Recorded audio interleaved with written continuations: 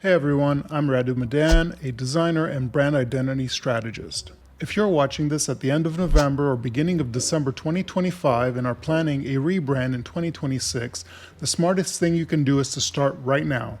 Not in January, not in the spring, but right now. Today I'm sharing with you 5 reasons why the smartest companies are starting their 2026 rebrand right now. If you watch until the end, I've got a bonus tip that can literally save you tens of thousands of dollars. It's something most agencies will never really tell you, so make sure you watch all the way through. Let's get on with it.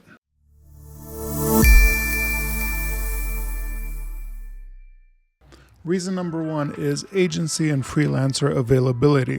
Basically, the people that you want to actually work with will still have space on their calendar in Q1. At the end of the year, you might have heard of people talk about the December rush, so there's a real push to close out existing work before the holidays. That means a lot of agencies and independent designers clear room in their schedule for early Q1 availability. So that's one of the principal advantages that you get, is that you might still actually be able to get some space in the schedule coming up for the Q1. Another thing that happens is that you will not be competing with the flood of inquiries that generally come in at the beginning of January from other people that want to start off their projects as well. The best branding studio strategies or independent designers that I know are already getting inquiries for next year. That's why if you get in now, you're not competing with the other flood of inquiries at the beginning of January. As of right now, mid-November, early December, most still have at least 1 or 2 good slots opening in January. If you're waiting for that first or second week of January, they will be booked through Q2 at least. Okay, so that is one of the primary advantages of getting onto the radar right away. Reason number 2. The holiday slowdown creates the perfect discovery window. Let me share a secret with you. The holiday slowdown is the perfect time to do the deep thinking and get the strategic groundwork done while everything is light at work. Okay, that's why I've highlighted it. You're looking at a light calendar, you're in a reflective mindset. You're not going to be out and about really trying to get new business the last few weeks of December. Some companies do, but generally things have quieted down and you could focus on, let's say, internal needs to your business as opposed to what you're doing for other clients. If you could get the fundamentals done out of the way, that'll leave you more energized when you come back in January and you could go straight into creative. So the January return means the foundation work has been done. In other words, you've thought out the rebrand or the refresh, and then if you've already spoken to your creative team, then January, it's straight to creative work. Everything that was essential, foundational is out of the way, and we could get into not implementation, but creation. Reason number 3, budget cycles and 2026 planning.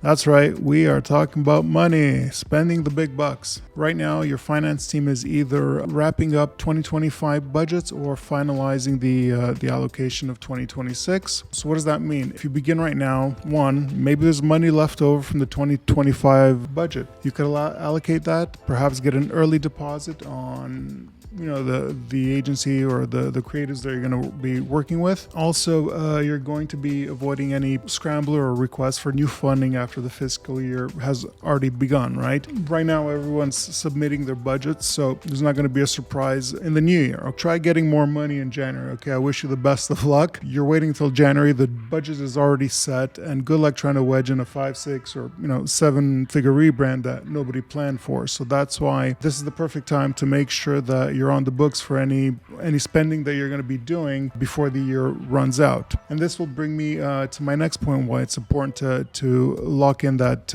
early deposit. And that's the reason number 4 is that we're trying to avoid January logjam and any possible price increases. Now, are there going to be price increases? More than likely. That's because inflation is a thing. It occurs. Everybody puts up the price in the upcoming year. January is also the month that everybody's getting serious. Okay. It also means agencies are going to be adjusting their price for the new year. If your project hits their inbox in January, okay, you're joining a line of clients that had the exact same idea. What essentially happens is this is going to create a logjam. Furthermore, you're going to be competing for suppliers' access or capacity, I should say. Imagine the printing house are going to be flooded with work, designers, so everybody is going to be working for the same amount of capacity and causing a logjam. But Probably the biggest thing is the possible price increase. That's why on the last slide, it was important to lock in that budget, maybe even a deposit, and you might still be benefiting from,